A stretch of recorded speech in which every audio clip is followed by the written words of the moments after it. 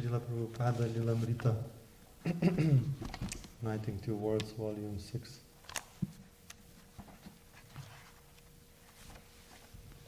This is India, unifying ISKCON.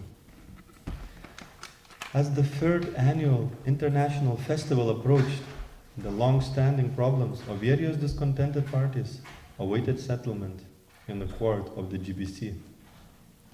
Srila Prabhupada would be arriving in Mayapur on January 17th, almost 2 months before the GBC meetings and the gathering of devotees. With perhaps 1,000 devotees attending, there would be blissful kirtans, classes, and parikrams. And there would be problems.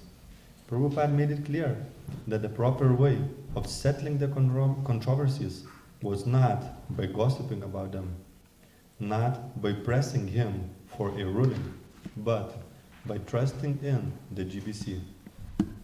Prabhupada himself would stand by the decisions of the GBC, or, if necessary, correct them. And so sincere followers should also not hesitate to follow. At the Mayapur meeting, whatever we have decided, that is good, this is quote. That is good for 1 year. So, if anything has to be done, it will be decided by majority decision of the GBC. I do not wish to give any decision without the GBC's verdict. My only grievance is that I appointed GBC to give me relief from the management. But on the contrary, complaints and counter-complaints are coming to me. Then how my brain can be peaceful? So best thing is that we wait for the Mayapur meeting and decide there combinedly what to do. If there are any discrepancies, that will be discussed at the GBC meeting in Mayapur. How can one manage the whole world affairs? How can one man manage the whole world affairs? Good point. Srila Prabhupada ki Jai. Om Namo Bhagavate Vasudevaya. Om Namo Bhagavate Vasudevaya. Om Namo Bhagavate Vasudevaya. Om Namo Bhagavate Vasudevaya. Reading from Grantharaj Srimad Bhagavatam, Canto 5, Chapter 9, text number 12 and 13 and 14. So let's go through these verses myself. Ata kadachit kashid vishala patir badra kalyal purusha pashum alabata patya kama. Translation. At this time, being desirous of obtaining a son, a leader of dacoits who came from a Shudra family wanted to worship the goddess Bhadra Kali by offering her in sacrifice a dull man who is considered no better than an animal. Purport. Low-class men such as Shudras worship demigods like goddess Kali or Bhadra Kali for the fulfillment of material desires. To this end, they sometimes kill a human being before the deity. They generally choose a person who is not very intelligent, in other words, an animal in the shape of a man. Tasyaha taiva muktasya pashva padavim tad anuchara paridavanto nishita samayetama savritayam anadigata pashava akasmikena vidina kidaran virasanena mrigavara badibhya samrakshamanam Angira Pravara Sutam Apashyan. Translation. The leader of the dacoits captured a man-animal for sacrifice, but he escaped, and the leader ordered his followers to find him. They ran in different directions, but could not find him. Wandering here and there, in the middle of the night, covered by dense darkness, they came to a paddy field, where they saw the exalted son of Angira family, Jat Bharat, who was sitting in an elevated place, guarding the field against the attacks of deer and wild pigs. So that's today's verse, text 14. Atatayanam anavadya lakshanam avamrishya bratri karma nispatim manyamana badva rasanaya chandika griham upaniniyurmuda vikasita vadana. So do word for word. Ata, thereafter. Te, they, the servants of the leader of the dacoits. Enam, this Jat Bharat. Anavadya Lakshanam, as bearing the characteristics of a dull animal, because of a fat body like a bull's, and because of being deaf and dumb. Avamrishya, recognizing. Bratri karma nishpatim, the accomplishment of their master's work. Manyamana, understanding. Badva, binding tightly. Rasanaya, with ropes. Chandika griham, to the temple of goddess Kali. Upaninyu, brought. Muda, with great happiness. Vikasita vadana, with bright faces. Would you want to bring Shuddha, how you call it, the nectar of the holy name? That big book compilation. Namrita, sorry.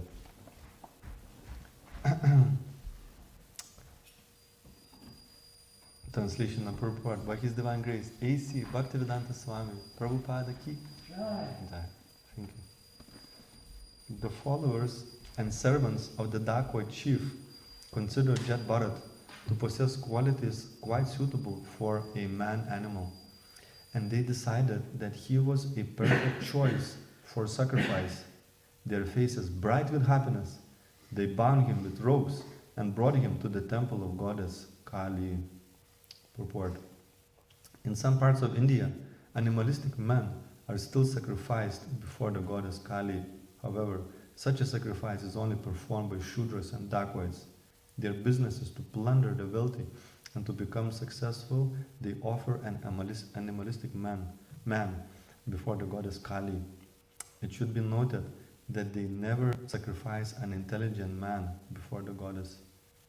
In the body of a Brahmana, Bharat Maharaj appeared deaf and dumb, yet he was the most intelligent man in the world. Nonetheless, being completely surrendered unto the Supreme Personality of Godhead, he remained in that condition and did not protest being brought before the deity for slaughter. As we have learned from the previous verses, he was very strong and could have very easily avoided being bound with ropes, but he did not do anything. He simply depended on the Supreme Personality of Godhead for his protection. Srila Bhaktivinoda Thakur describes surrender unto the Supreme Lord in this way. Marabi rakaba yo ichetohara nitya dasa pratituya adhikara. My Lord, I am now surrendered unto you. I am your eternal servant, and if you like, you can kill me, or if you like, you can protect me. In any case, I am fully surrendered unto you. Om Agyana Timirandasya Gyananjana Shalakaya Chakshuro Militam Yena Tasmai Shri Gurave Namaha Shri Chaitanya Manobishtam Stapitam Yena Bhutale Swayam Rupa Kadamayam Dadati Svapadantikam Vandeham Shri Guru Shri Yutapada Kamalam Shri Guru Vaishnavamscha Shri Rupam Sagrajatam Sahagana Raghunatham Vitam Tam Sajivam Sadvaitam Savadutam Parijana Sahitam Krishna Chaitanya Devam Shri Radha Krishna Padan Sahagana Lalita Shri Vishakam Vitamscha He Krishna Karuna Sindhu Dinabandho Jagatpate Gopisha Gopika Kanta Radha Kanta Namostute Tata Kanchana Gaurangi Radhe Vrindavaneshwari Vrishabhanu Sute Devi Pranamami Hari Priya Vancha Kalpatarubhyascha Kripa Sindhubhya Evacha Patitanam Pavanebhyo Vaishnavebhyo Namo Namaha Jai Shri Krishna Chaitanya Prabhu Nityananda Shri Advaita Gadadhar Shri Vasadi Gaura Bhakta Vrinda Hare Krishna Krishna Krishna Hare Hare Hare Rama Rama Rama Hare Hare Mukam karoti vachalam pagum langayate girim Yat kripatamaham vande Shri Gurum Dinataranam. By the mercy of spiritual master, blind man can see the stars, lame man can cross the mountains, and dumb man can speak eloquently. I therefore offer my respectful obeisances unto lotus feet of my spiritual master in the name of Vishnu Padaya Krishna Prishta Bhutale Bhakti Vedanta Swami Nitinamini Namaste Saraswati Devi Gauravani Pacharini Nirvishisha Shunyavadi Pashyate Deshitari Vishnu Padaya Krishna.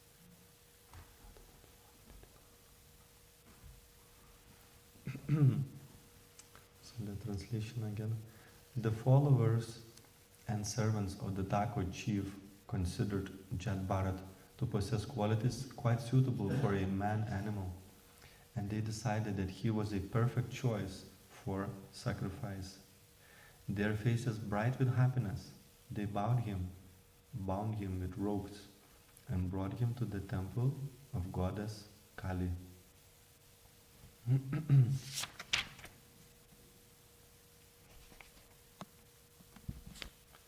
you can see this is quite a violent way of performing sacrifice. Is considered in a mode of ignorance to sacrifice a human being. That's a completely tamaguna, completely uncivilized. And yes, some people, according to Prabhupada's calculation, at least in those times when he was writing this, that still was prominent, but I think now this could be completely, most likely outlawed, that kind of activity to sacrifice a human being. So that's kind of no more happening, hopefully. And sometimes people do think when you use this word sacrifice, I think maybe because they read something in a history or a paganism or something, the sacrifice would mean like a killing of someone. And at one point in a Vedic system, there was just to test the potency of mantras that was allowed to sacrifice an animal, and with the mantra the life of the animal would be brought back. And that was the potency of mantras, but actually in this age this is forbidden, is not acceptable. So here we can see this phenomenal fate of Jat Bharat, that he was captured by these dacoits, who's another person they captured to sacrifice to Kali, escaped. So they were looking for a replacement. They couldn't find that person who escaped, so they were looking for someone else, and they found Jat Bharat. So that's one thing. For them it looked like he's dumb and foolish, etc. But actually he was the most intelligent person on the planet. So that's the first lesson for us. Do not judge a book by its cover. It's a very ancient saying that people has realized in many cultures in the world, including England. Is this some sort of like an ancient saying in England, or is more or less, or is it more new? Do not judge a book by its cover. Well, I think I've heard it since I was a child, so it must be like at least 50 years old. It's at least 50 years old. Yeah, and I guess when people used to rewrite the books before the publishing, and of course we don't know whether that is coming from so long times, but let's say theoretically speaking, when people used to rewrite the books, and it used to be like a big effort to rewrite the whole book, like, imagine you ask today John and say, take your 5th canto. Okay, today is John's day off, but tomorrow, say, okay, can you rewrite this? That would take like a few days, a good few days to rewrite it, or copy it, not to rewrite it, to copy it. And then after you copied it, then you would like to really keep it, for a good while. The book, maybe could kept, for a few generations until it kind of falls apart completely. And it may look like a really worn, very, very much worn and seen, a lot of stuff. And if you can judge, this book is in complete mess, the contents can't be really good, But it's not the case. It could be, if it's Srimad Bhagavatam, then it's definitely the most profound content. But, it could have, one of those old books, or if it's written on papyrus, or the Sikh Goswami is written on the palm leaves. As well, if you try to preserve the original books of Sikh Goswamis that were written on the palm leaves, they probably got quite damaged, in a couple of generations. And also how you can keep it as well nicely in those days, and even now, the temperature, it's a rainy season, there is a hot season. So it's quite hard to preserve things. So if you just look at a thing, it looks like a really worn out.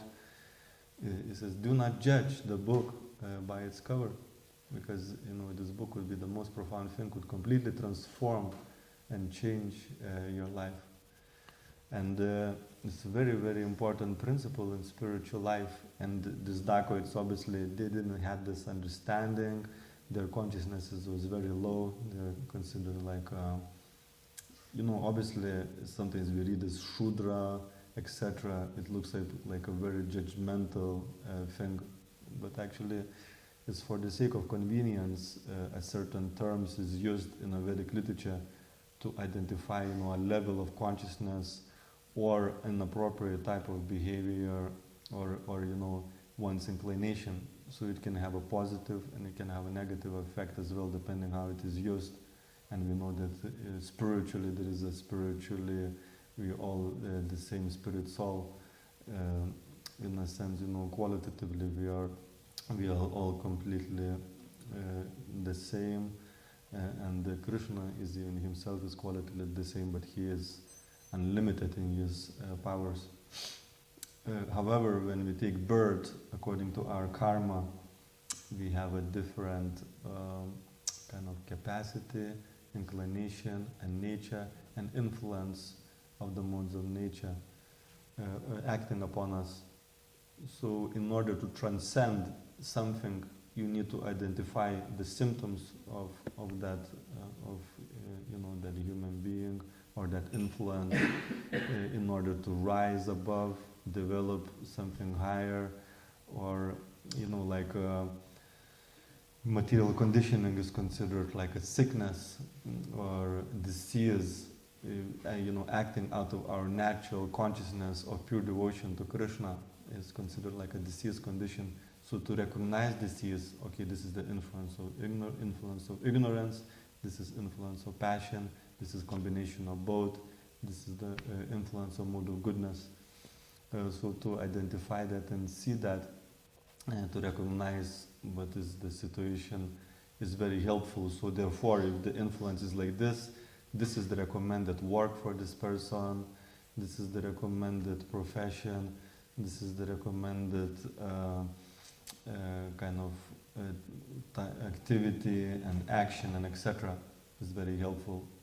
And even in a Daiva Varnashram, of course, just to recognize that an engaged person according to propensity that can be still on material platform. But even that, it gives a certain fulfillment and satisfaction for the mind of the person rather than trying to be somebody else. And in Adaivi Varnashram, then everything gets connected to Krishna.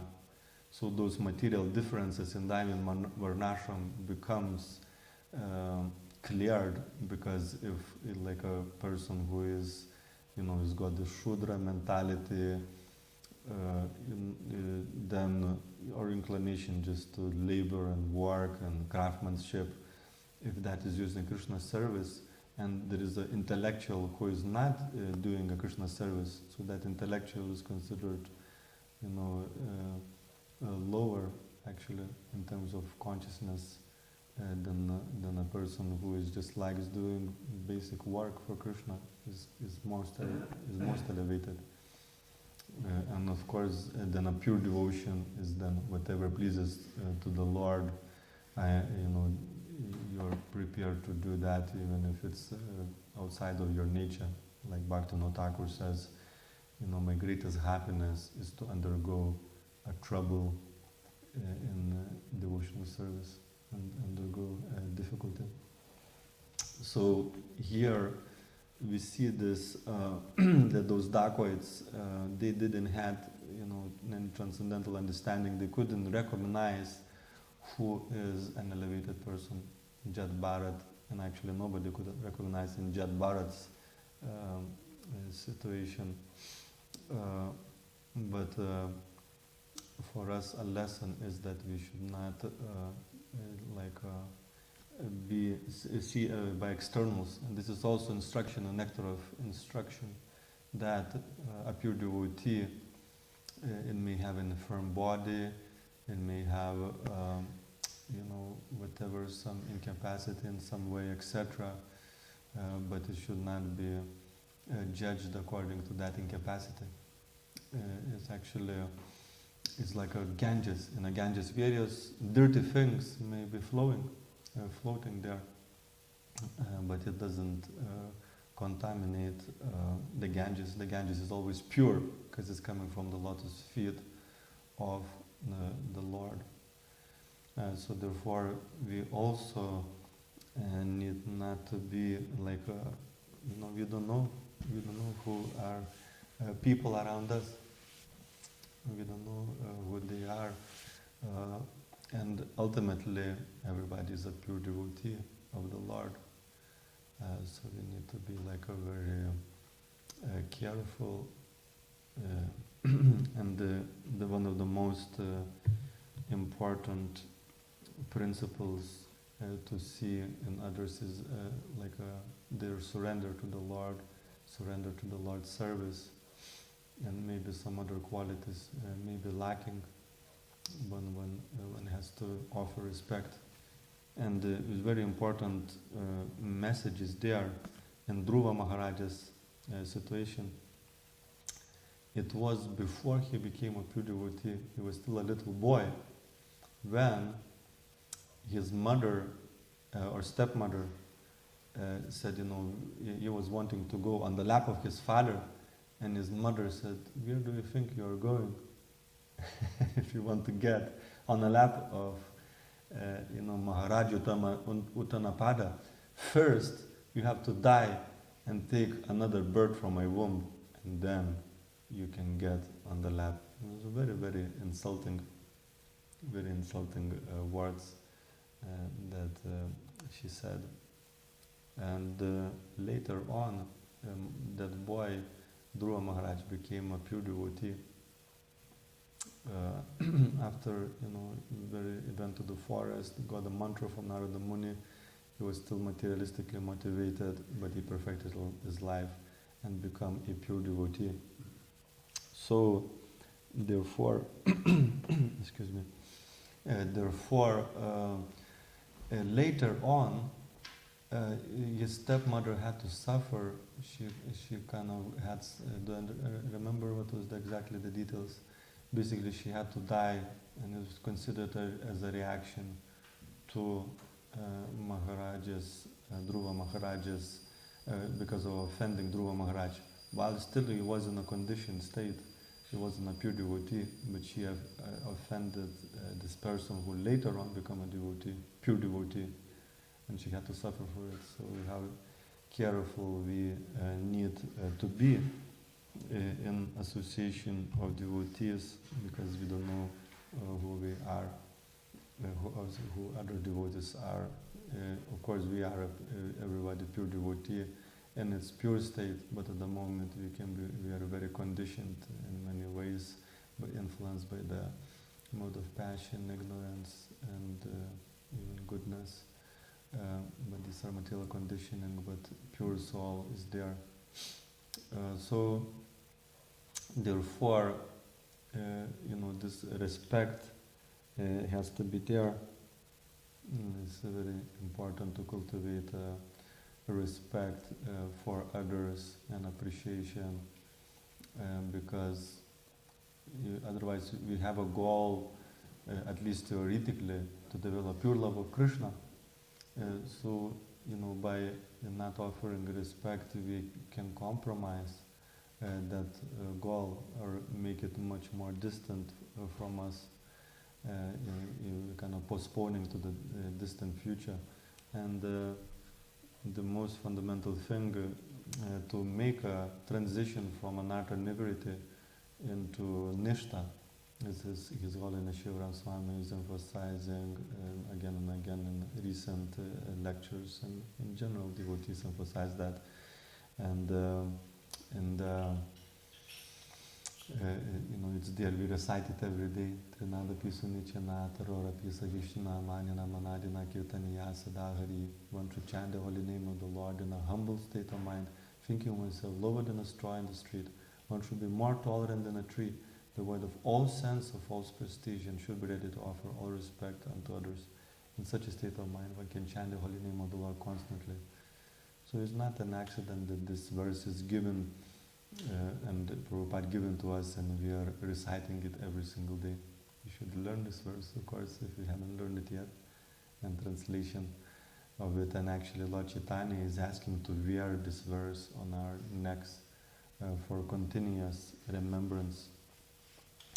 So it's very, very important for us to cultivate the spirit and offer respect or respect to others, unless it is our service to oversee and help others. If you're like a department head, or you've been giving this service that you can correct, help other people, then we shouldn't judge other devotees unless it is our service. We should appreciate other devotees and see good. Otherwise, if we judge, one thing is to judge materialistic people and their activities, but if we judge the activities of devotees, that is very risky. And if it seems that something is detrimental to the devotee, then we can come to our authority and express our concern, just like we read in Prabhupada Lilamrita. Prabhupada didn't want this gossip and behind the backs, saying this is wrong and this is not right and etc.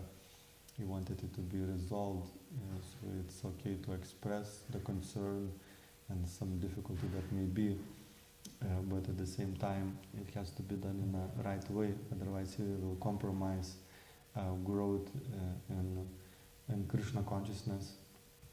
So these dacoits, they couldn't recognize, and they captured this Jat Bharat.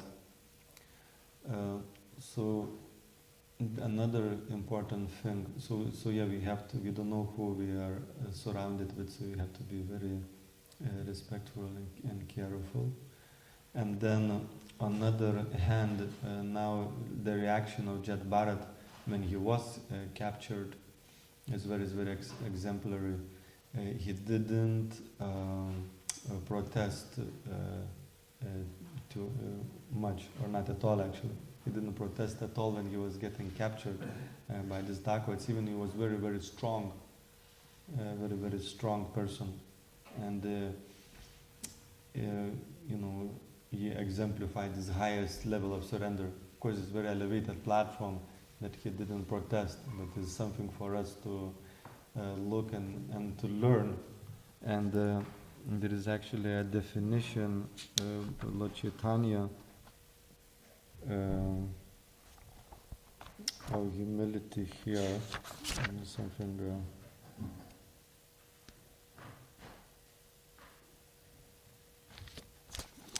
So this is from Chaitanya Chaitamrita.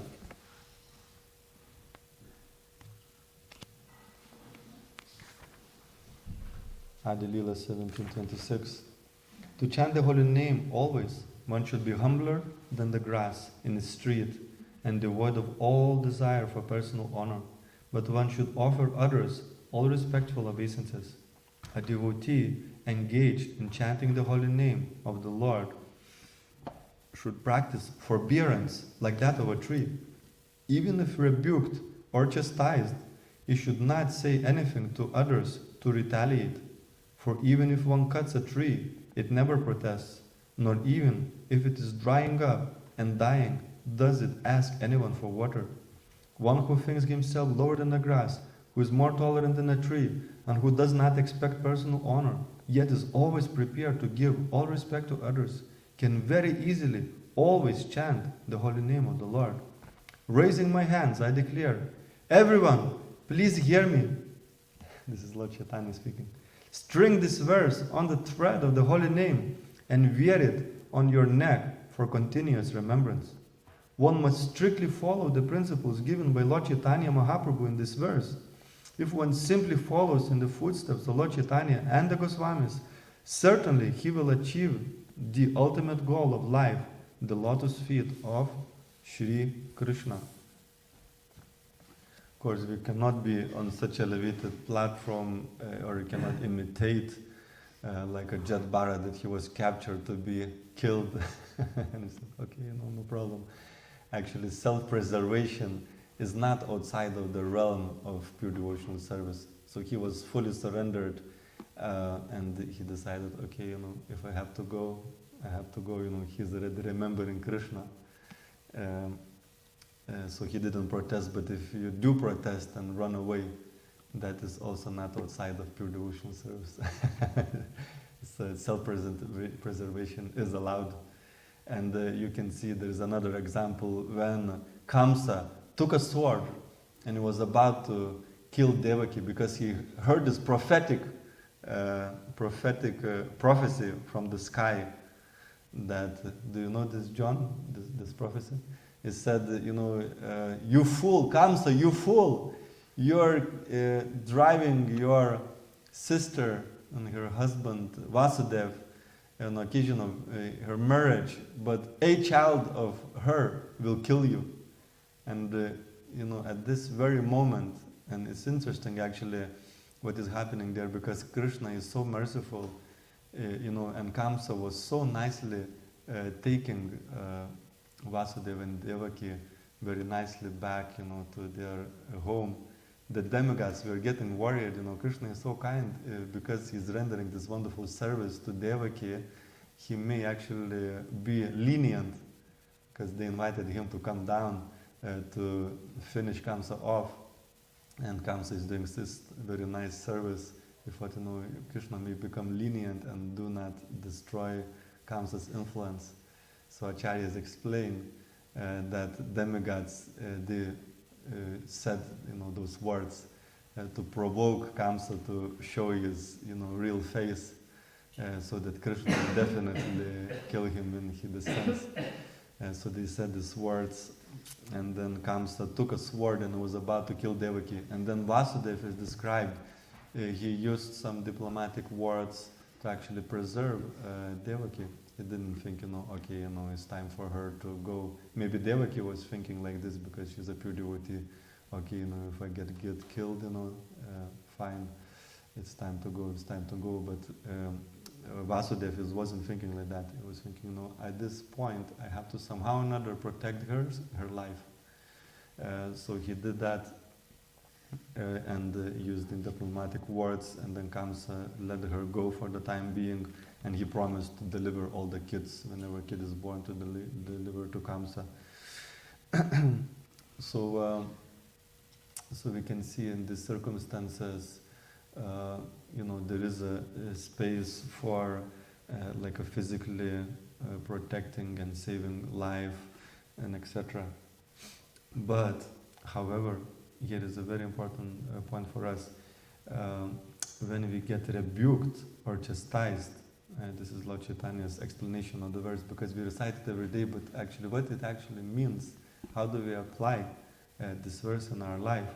It is when we are rebuked or chastised, one should not retaliate. What does it mean, retaliate? Answer back or do something in revenge. This is Lord Chaitanya's teaching. Of course, it's not so easy. In Kali Yuga, we have this big ego, and if somebody says something to correct us. What does it mean to rebuke? Rebuke? Okay. Even if rebuked or chastised, one should not say anything to retaliate. I don't know the difference between rebuke and chastise. Okay, something similar. So rebuked or chastised, one should not say anything to others to retaliate. That is what it means to be forbearant. And that's what Lord Chaitanya is teaching, forbearance, tolerance. That when one is rebuked or chastised, one should not retaliate. And of course the natural reaction is to hit back, attack back, or try to find some words that everything is fine. But actually, a very nice point that the Adokshija has brought up yesterday. We may not think that it's true what is being said to us, but other person is seeing, we are making the other person to think about us. There is something in us that we do that makes the other person think like this. So we have to do something about it. But retaliation is not the way to do it. But we have to do something in our behavior, not just to, say, oh, everything is fine, I don't need to do anything about this. But actually, if somebody took a trouble to rebuke and chastise, the devotional idea means that if somebody is rebuking or chastising, is trying to help us, because otherwise it's not, allowed or authorized to, judge or attack someone. The only exception is if it's done out of kindness, if one is in a superior position in terms of, seniority, or Krishna, or some sort of has a charge of actually helping others.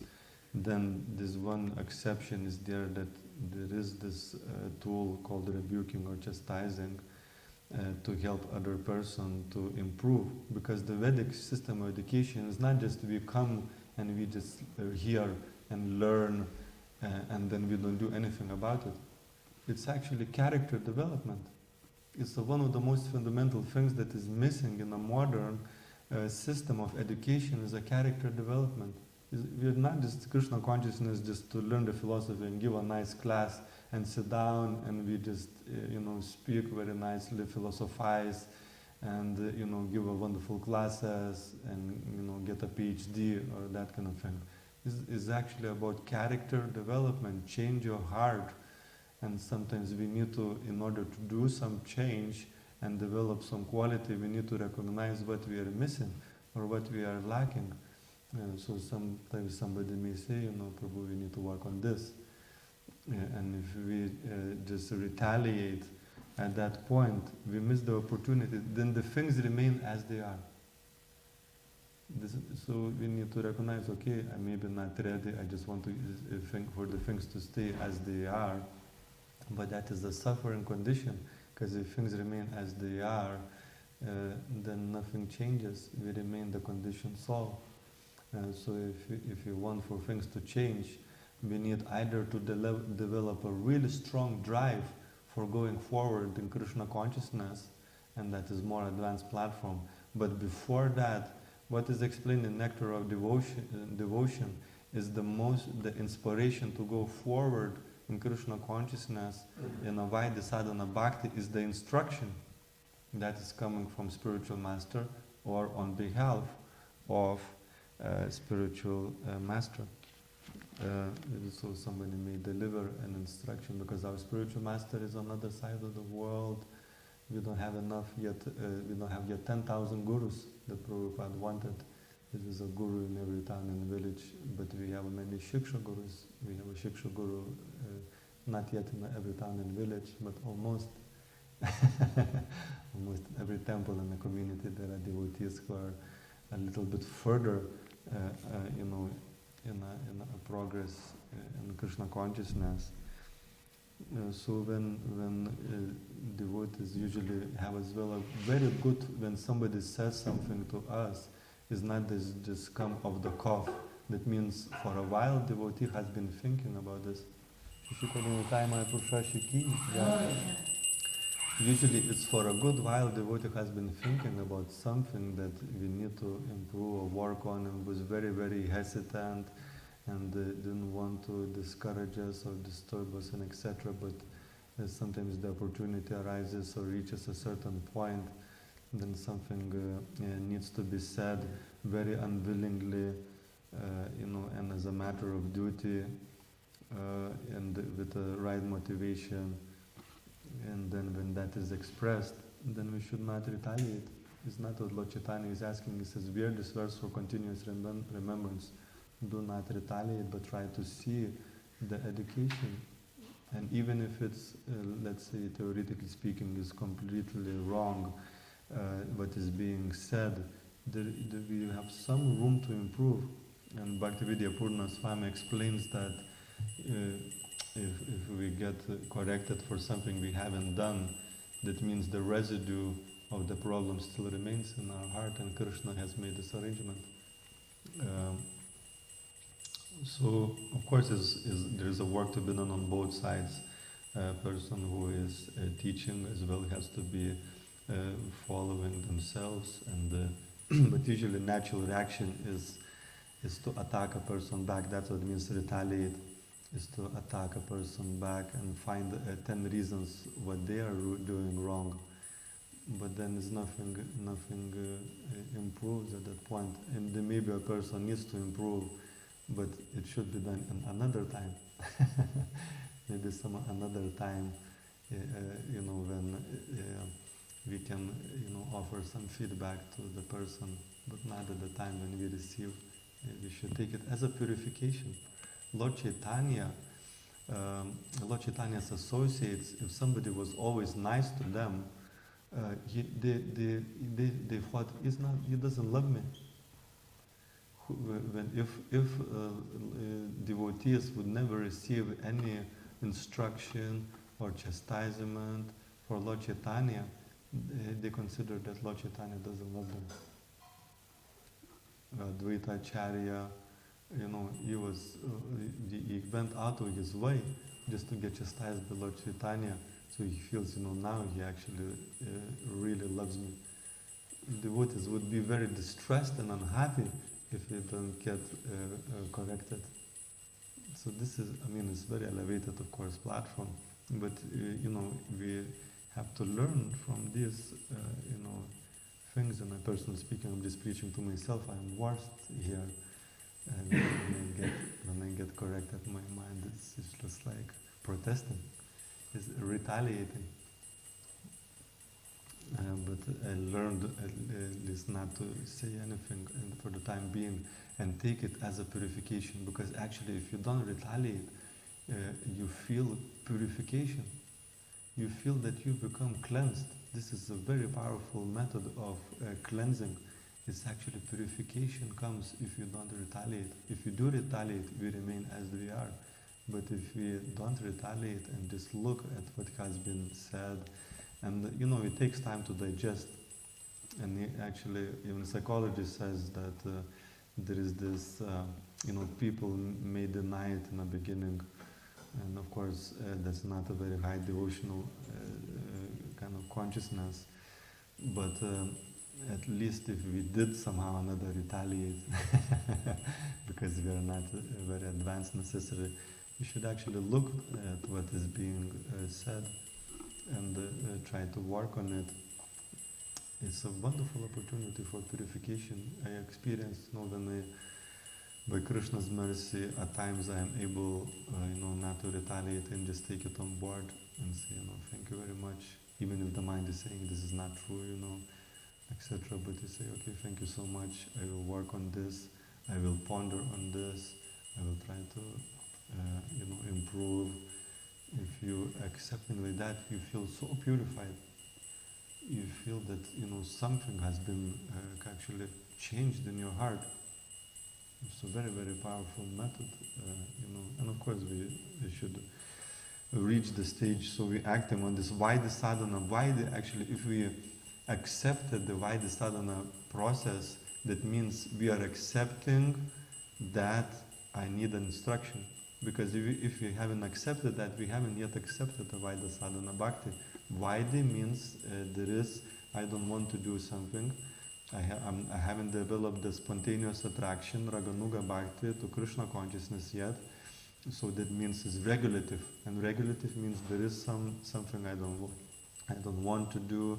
There is something that I'm not yet have a taste to do, but I'm doing it on the instruction that are given to me, instruction of spiritual master, instruction of guru, instruction of shastra, and instruction of sadhu as well.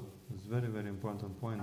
It's the very most fundamental thing, the very essence is this Trinada Pisunichana verse. We can't go through anartha nivritti unless we actually start truly imbibe this principle in our life, servant of the servant of the servant. And one of the important things to serve devotees, when they give us some feedback or chastisement, whether it comes in a very nice way or sometimes it may come in not very nice way, we actually try to work on it, we try to improve it, we try to imbibe it, we try to take it on board. That is the service. That is the service to do. Of course, it's very challenging, and it takes sometimes years to come to this point. But we need to accept this at least. Lord Chaitanya is very clearly saying, it's coming from Lord Chaitanya's mouth. Even if you rebuke to chastise, you should name nothing. You should say anything to. He should not say anything to retaliate.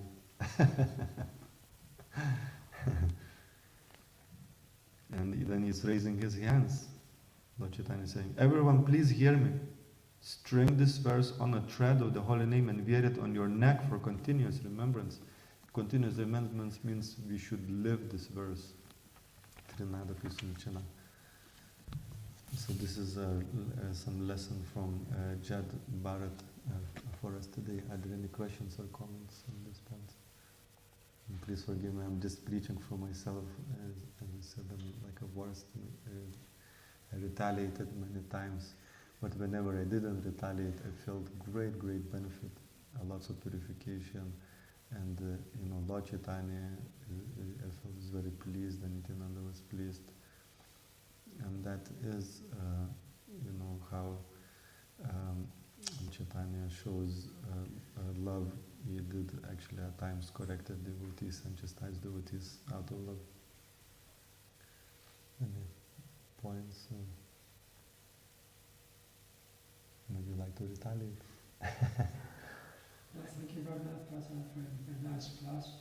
I particularly like that point mentioned about Bhakti Vijayapurna Raj said that if we're instructed or corrected about something which we feel is not something that we're lacking, if we feel that somewhere we've been misjudged, still accept that chastisement as being purification of some residue in our heart of the fault that we may have already worked on. So that's nice because generally generally when we react to being corrected, when we react in a way that's maybe not expression appreciation, but when our mind reacts we tries to retaliate. It's because we feel that we're being blocked in our attempts to do the right thing. because generally, in the association of devotees, everyone is trying to do the right thing. They may not be able to maintain the correct motivation 24 hours a day. So they may feel that, well, I'm really, really trying to do the right thing. And but my authorities just found me at that time, when just for like 5 seconds in the day, I'm doing the wrong thing. So it might feel like it's not fair, maybe that it's not fair. But that's a nice way of accepting the instruction that actually, well, because you are doing the right thing for like most of the day, then I'm now giving you the opportunity to advance and get more purification so you can continue, so you can continue to perfect your devotion or whatever it is. Maybe that you're trying to do something to please other devotees, or you may have a project that you're working on, so whatever, when the chastisement comes, you can think that this chastisement is going to help me, in what I'm working on. It's nice. Another way you can accept the chastisement, which I was taught by a devotee many years ago, is that when we're actually chastised for something that we didn't do, when it's actually when it's a genuine kind of miscommunication or something like that, and we can think, okay, well, I'm being chastised for all the things I didn't get caught out on, for the last 2 weeks, and I needed some chastisement, so some of the the arrangement that's been made, so in that sense we can, and it's not that we need to do it in some kind of devious way, thinking, oh, I'm going to accept this chastisement, but it's, the fact that we are still making so many mistakes means that, as you say, we need purification. But it's also a nice thing to talk about between devotees. Actually, when I lived in the Brahmachari ashram, 30 years ago, these kind of topics brahmacharis would talk about. Talk about how, they're getting chastised, and not in a sahaja sort of way, but just it was exciting to be part of that dynamic which was completely unknown in the material world. And then moving from this stage to the next stage, we can become very driven to actually make advance and improve all the time. Then we try to stay humble, cultivate humility at all times, not to become puffed up. Then we bear it, not achieve any correction or chastisement. If you're always trying to improve, always better service, try to work on yourself all the time. You're trying to, and when things are going fantastic, you're not becoming puffed up, you're giving credit to Krishna, you're understanding you're not a doer, trying to really apply this philosophy, you're just a very forward driven, then there is no need. Then that chastisement becomes, the need for it becomes reduced very, very significantly. But if you just want to keep things as they are, always protest, is nothing improves if things remain as they are. So we need to decide whether we want to remain as we are, or we want to become purified. Do we want just to be as I am and take another birth and another birth and another birth and another birth, or do we want things to become purified and move forward? And of course, there's another, the whole, we have many lessons on how to actually help people and actually, how discouraging them, etc. That's another time. Srila Prabhupada ki jai, Srimad Bhagavatam ki jai, Nitai Gaura Premanande, Gaura Bhakta Vrinda ki jai. Any questions online?